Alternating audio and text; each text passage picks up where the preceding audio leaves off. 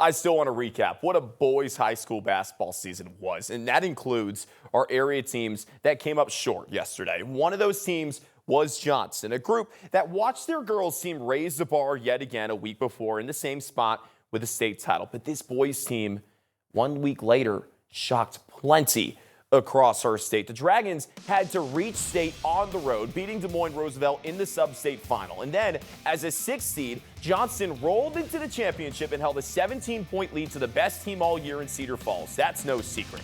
The Tigers finished undefeated, ultimately beating the Dragons 56-48 yesterday. And despite coughing up that lead, Johnston head coach Courtney Henderson is extremely proud of his Group 1 that will be back.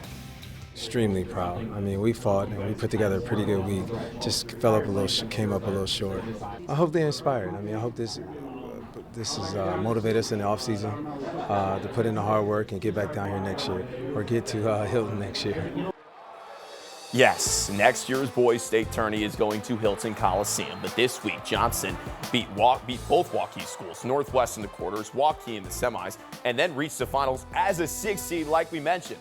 That didn't happen often. Marquette Catholic the other in Class 1A. The Dragons have 11 juniors coming back in 26, 27. So yes, do not be shocked if they return to high school basketball's biggest stage in our state. 13 straight wins is what ADM had going into yesterday's 3A championship against Ballard. Things ultimately ended in a 43-39 overtime loss to the Bombers, but the Tigers still had two all-tournament team members in Trey Bright and all-tourney captain Hudson Lawrenson, averaging 27.6 points per game in the state tournament. Both those guys are a part of a 5-person senior class that head coach Trevor Mickelson is very grateful for. We've talked a lot this year about us, and really proud that, you get down 7, not playing our best, hadn't really made shots, that they continued to fight, and we were able to take the lead into the end of the third quarter. And so proud of their resolve there and the resiliency. And, at the end of the day, like I said, we just didn't make enough plays, but really proud of this group. And there's no one else I'd rather be with.